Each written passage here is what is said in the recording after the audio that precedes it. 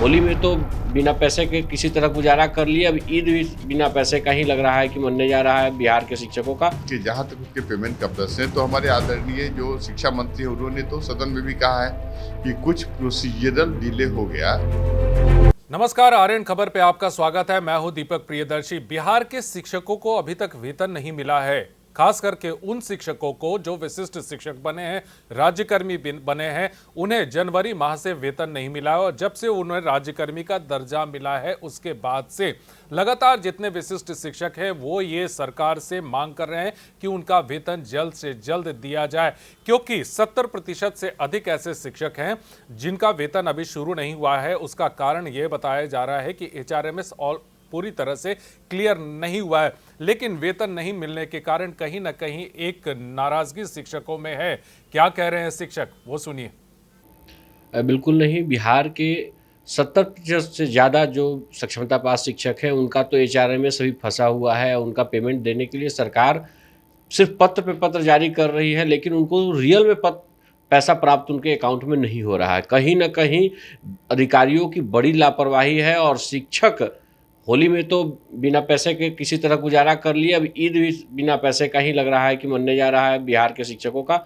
और ये शिक्षक बहुत ही तनावपूर्ण स्थिति में गुजारा कर रहे हैं, उनकी मन स्थिति खराब होने की स्थिति है।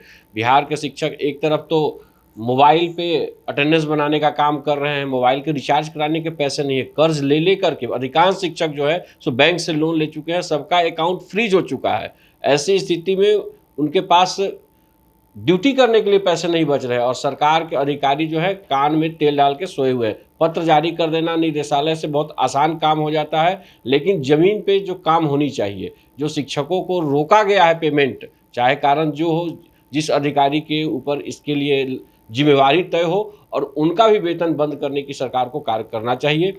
सरकार की तरफ से सत्ताधारी दल JDU ने इस पर एक बयान दिया और कहा कि शिक्षा विभाग अपना काम कर रहा है, बहुत जल्द ही वेतन शुरू होगा।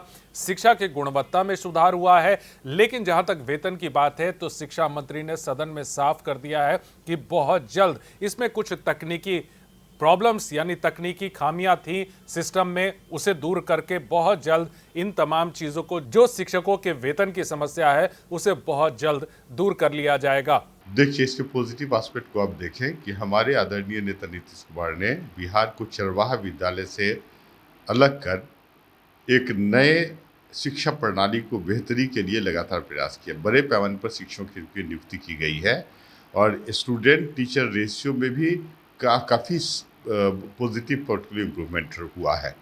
जितनी अधिक संख्या में शिक्षकों की नियुक्ति की गई, उद्देश्य है शिक्षा की क्वालिटी और क्वांटिटी दोनों को में गुणात्मक वृद्धि की जाए।